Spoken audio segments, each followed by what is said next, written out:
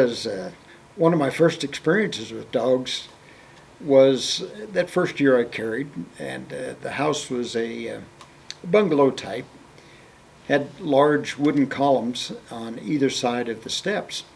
The steps were concrete, the porch was wooden.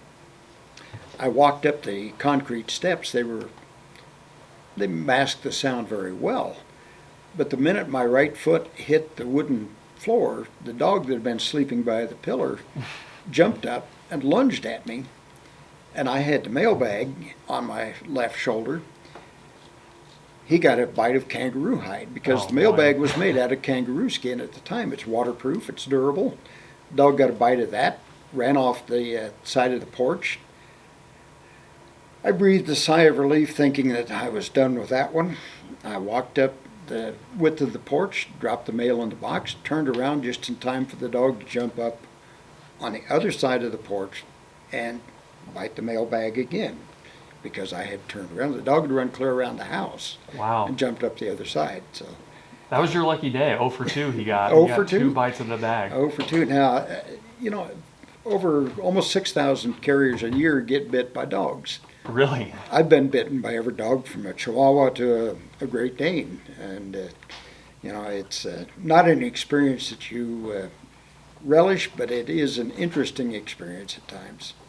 That depends on how you want to tell this story, but... it's your time. You tell me. You will, in the course of time, encounter people who are inappropriate in so many different ways. Okay. Either in their demeanor or their level of inebriation or their level of dress. That first summer that I worked, it was late summer, I was walking up onto a porch with a package for delivery. Knocked on the door expecting a middle-aged woman with her hair in curlers to answer the door. Instead, they had taken an Irish exchange student in that summer, and when she answered the door, she was about 17, wearing a lime green, very short, very sheer nightgown with the proper pink accents, and let's just leave it at that. Okay. You get to know people on so many different levels. But the thing in a small town is that personal level of connection. And I started off as a city carrier for my first 5 years, walking 7 to 12 miles a day, carrying a 35-pound pack of mail. Wow. As time went on, the need for a clerk evolved, and I spent my next 8 years primarily as a mail clerk, window clerk, sorting clerk, dispatch.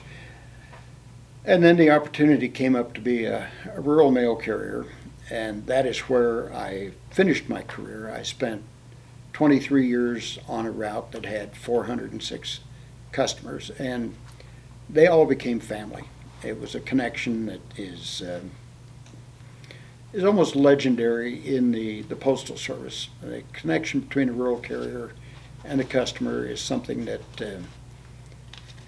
is just, you were at the point that I started, probably the one person that they would count on seeing every day.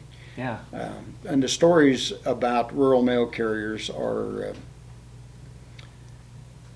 humorous at points.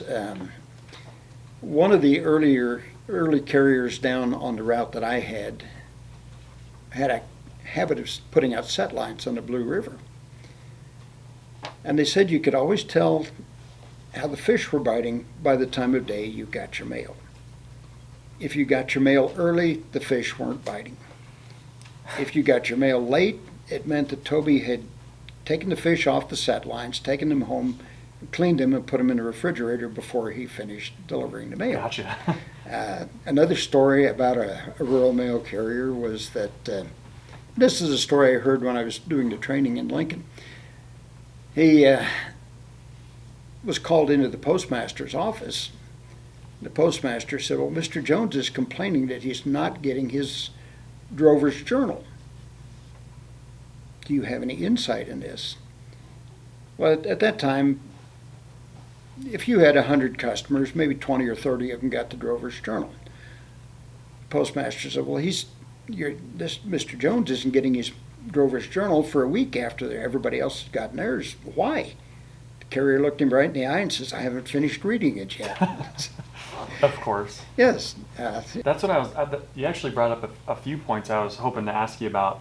The first, that on a daily basis you were kind of lugging several miles, at least a 35-pound bag around. What kind of physical fitness would you say a mail carrier has to have in order to get through that, especially, and not just the physical fitness, but the mental fitness as well, of going from, spring to summer to fall to winter in different weather and walking and all that kind of stuff? The hottest day I remember was 114 degrees, literal temperature. The coldest day I remember was a wind chill of 73 below zero. Oh my gosh. I asked a state patrolman one time, how do you prepare yourself for those kind of extremes? How do you psych yourself up to face a day when the wind is blowing 40 miles an hour, you've got a foot of snow, and you've got an 8-hour day ahead of you? And he said, you don't. You go out there and you do it 1 mile at a time, or one stop at a time, depending on how you're doing it. Post office doesn't have an official motto, but if you're familiar with the Coast Guard motto, it says you've got to go out. You don't have to come back. Yeah. And that's the way the post office treated us. If we got mail in, we were required to take it out. Now, physical stamina, you've got to prepare yourself to go out there and face a good 6-hour day of walking. On a 100-degree day, you come in after you finish the route, you feel like somebody's held a blowtorch to your feet. On one of those extremely cold days, you come in and you feel like you're never going to warm up again. Any time in that 36 years of service that the obstacles were just too much and somebody didn't get their mail? No. Well, yes, of course, some of the snow days, when you'd have a drift that it would take them 2 or 3 days to clear, Sure. and you couldn't get to the next stop. Well, there just wasn't any way. But there were times when I had one customer who lived on a road that was pretty hilly and subject to drifting. But his son lived 2 miles away, and I could drop off his mail to his son, and then later in the day, when they cleared the road, he would come get the mail at his son's house. But yes, there were times you couldn't, and one year the Blue River flooded, and I had 8 bridges that I could have crossed between Highway 14 and the east end of my route. 7 of those bridges were underwater. Wow. So I kept going further east until I found one that had about a 2-inch gap between the river and the bridge, and I crossed there, delivered the south end of the route, and then came back up on Highway 14 and crossed where it didn't flood to deliver the north end of the route. Required a lot of mental gymnastics to figure out which way you were going to run the route. One of my favorite delivery stories, and we always, again, you get into that personal touch, your knowledge of your route. I used to get a letter addressed to Grandma, the big blue house on A Street. Well, the first year or two I delivered mail, the house was blue. They sided it in gray. I still got the letter, Grandma, the big blue house on A Street, and I still knew where to deliver it. As I trained other carriers or other subs, they knew where Grandma's house was too, even though it was no longer blue. But how do you deliver that mail once you lose that personal connection?